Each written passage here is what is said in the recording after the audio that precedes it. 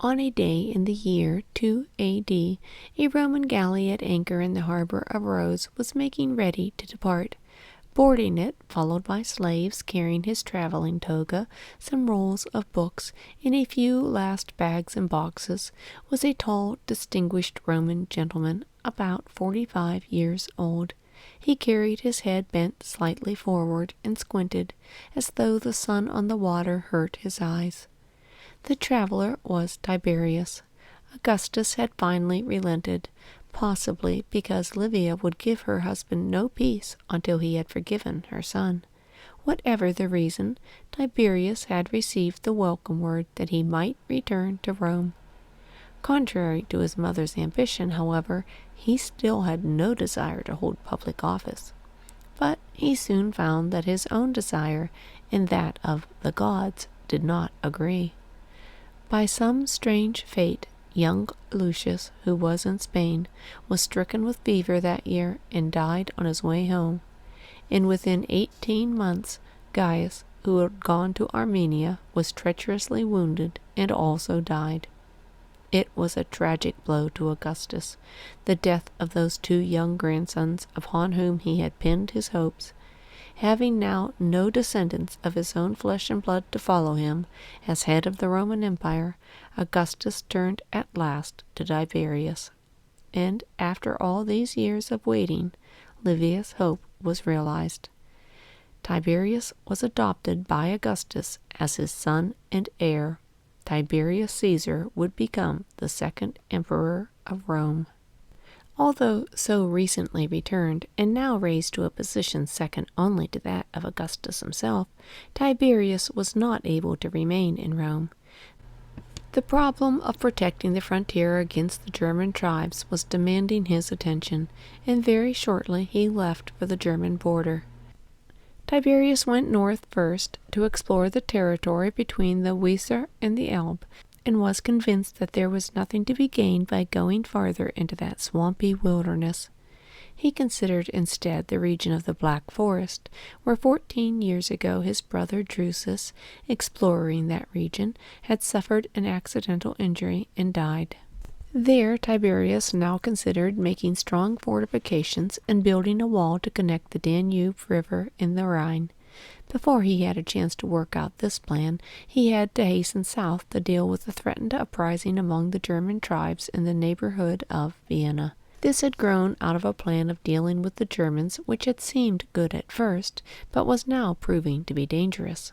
Since the days of Julius Caesar, who had brought back from Gaul a legion of 6,000 Germans, there had always been young German soldiers in the Roman army.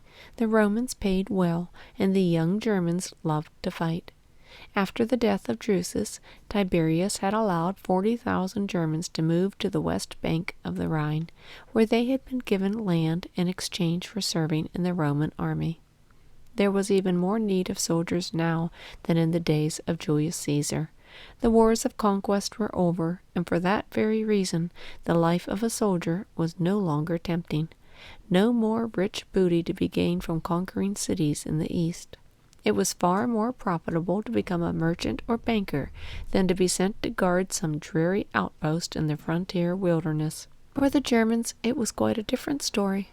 It gave the young German chiefs a chance to be drilled in the Roman way of fighting, and there lay the danger. After learning all the tactics, it was quite natural that ambitious young Germans should be tempted to practice what they had learned against their former teachers. And that was exactly what was now happening in Vienna. One of those promising young Germans who had been brought up and educated by Augustus himself had conceived the idea that, by uniting several tribes, he might form a German empire patterned after that of the Romans.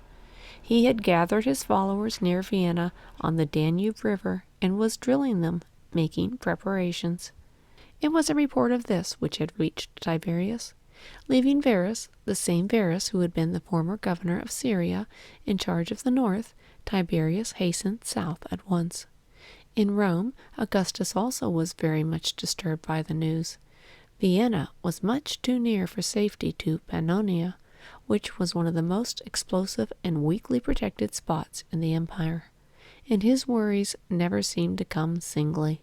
From the east, too, as well as the west, came annoying reports from that ever troublesome little country of Judea.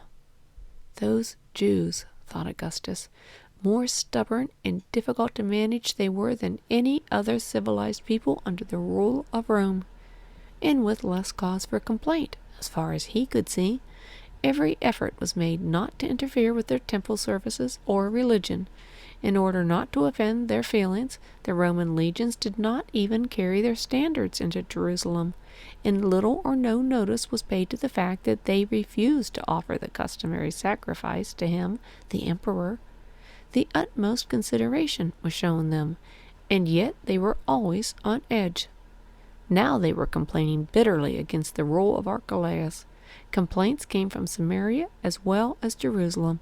It would be necessary, it seemed, to get rid of Archelaus, and to have no more independent rulers in Judea. Let Judea be reduced to a second-rate province, and from now on be ruled by governors sent out directly from Rome. It was also time for another census to be taken in Palestine, and that too always seemed to be a cause of irritation to the Jews, especially in Galilee, that breeding place of rebels. Augustus sincerely hoped that Varus and his burning of Sepphoris would discourage another uprising, but one never knew, one never could tell what to expect from Galilee.